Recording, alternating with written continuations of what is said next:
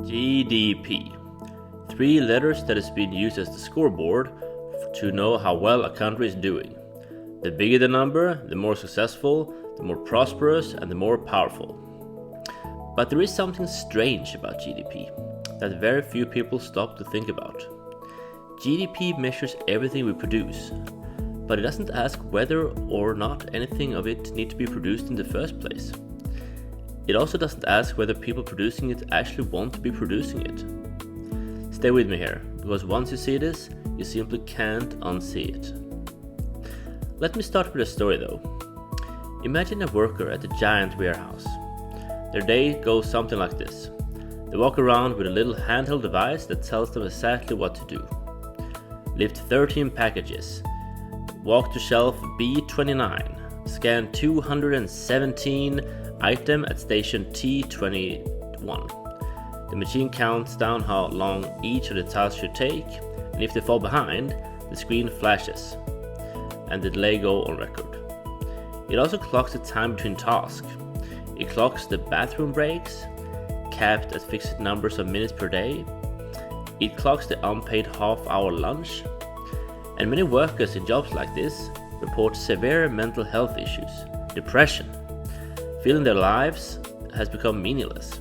People walking out of an 8-hour shift completely hollowed out. And the question is, should you really be surprised about this? Now, I want you to hold that story in your head, because it's going to come back. But first up, I'd like to give you a few examples of bad and good GDP. Now, let's take bad GDP, the stressed worker. Take a story similar to the warehouse story we just told. A company runs its employees into the ground. Some burn out, develop anxiety, depression. They go on sick leave, they need therapy, they need medication. They might even need some long recovery before they can start working again. Now, of course, the therapy is charged for their time, which counts as GDP. The medication is sold. The sick leave benefits are paid out, all GDP. The recruitment agency that hires a replacement counts as GDP.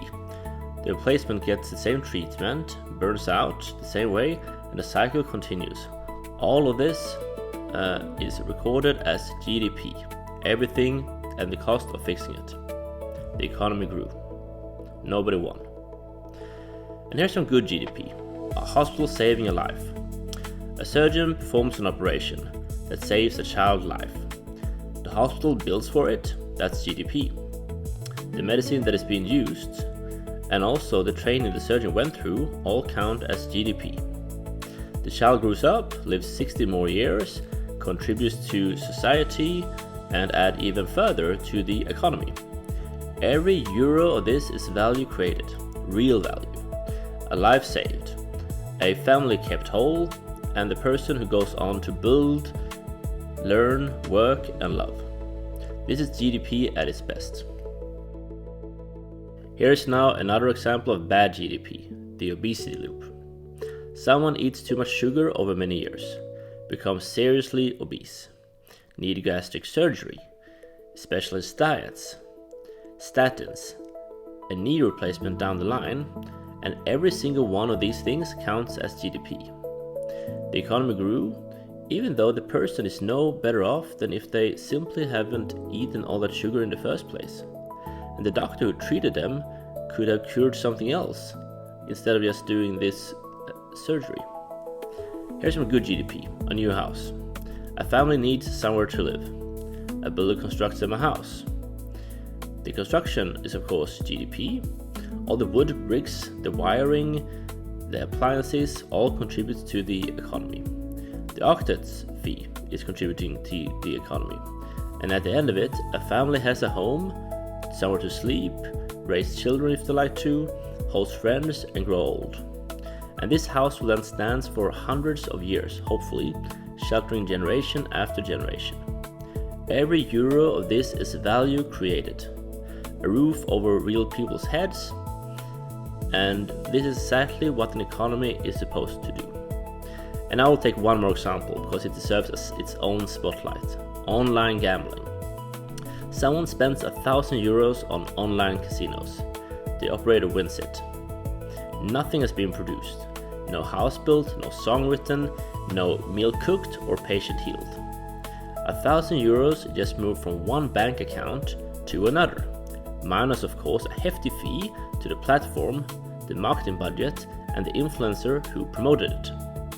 The operator revenue counts as GDP, so does the marketing budget, and so does the influencer's paycheck that contributed to this whole mess. The bankruptcy advisor who eventually helped the loser counts as GDP too. 4 layers of growth for an industry that produces, in any honest sense, nothing. Online gambling is essentially a tax on people who can't afford it, paid to companies who can. And it shows up in the national scoreboard as a thriving sector. So you see the pattern. GDP, every euro, pound, yuan or dollar or some other currency counts equally. It doesn't matter whether the money was spent saving somebody's life or losing a paycheck on a slot machine. It doesn't care whether a factory is producing medicine or polluting a river. So here's the reframe. Maybe GDP isn't really a measure of value created, but it's more just a measure of all the work we do in the economy regardless, and what we need to do to keep society running. 2 countries can produce the exact same GDP number, and one spends it on schools, hospitals, houses, and good food, whereas the other spends it on gambling apps, diabetes, drugs, divorce lawyers, and burnout clinics. The same number on the scoreboard, but very different life lived. So maybe we need to start distinguishing between 2 kinds of GDP. Value creating GDP, the stuff that generally make our life better, such as food, medicine, education, housing, infrastructure, the arts, and everything else that makes life worth living and creating meaning in people's lives. And then we have the other kind of GDP, wasteful GDP, the stuff we only produce because something else broke or because someone figured out how to monetize a human weakness, such as pollution cleanup, addiction recovery, gambling, or for that matter, excessive social media usage, which is shown to make people depressed. Now, this does not mean that we need to become an authoritarian socialist state who mandates exactly what can be produced and cannot be produced. Many of the decisions of what we buy is much better left off to free people to decide on. But that doesn't mean that we can't do nothing. We don't ban cigarettes, but we tax them. We regulate them, and we stop pretending that this were a normal product.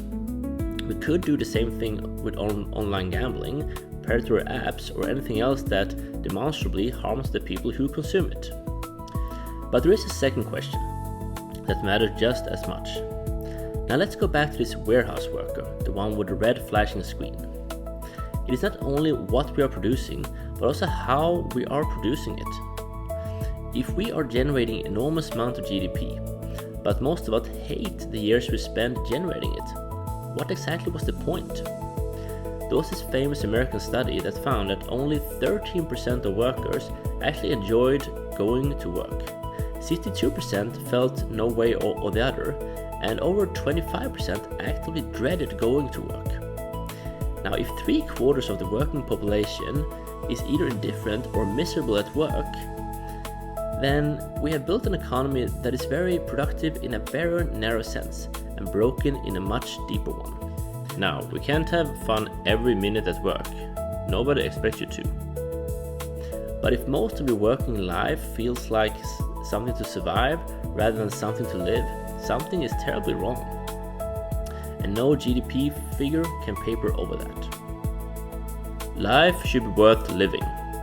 And producing a bunch of stuff that nobody wants while suffering through it at the same time simply cannot be the best way to run a society, regardless of what the GDP number shows on the Excel sheet.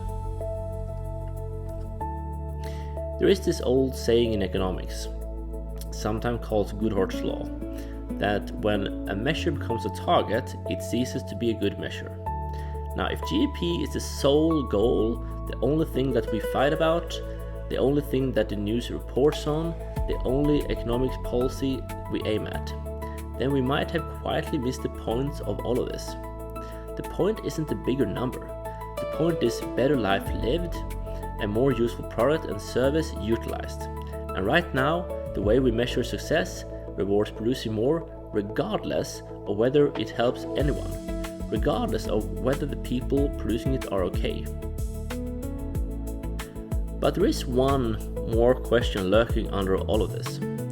Even if we sort out what we're producing, even if we tax gambling and reward house building, even if we treat warehouse workers like human beings, there is still the question of how much we can actually produce at all, forever. Because the global economy has roughly tripled since the 1990s, and of course we live on a finite planet with finite resources, finite water and a finite atmosphere. Can an economy grow forever? Or is this a planet with limits?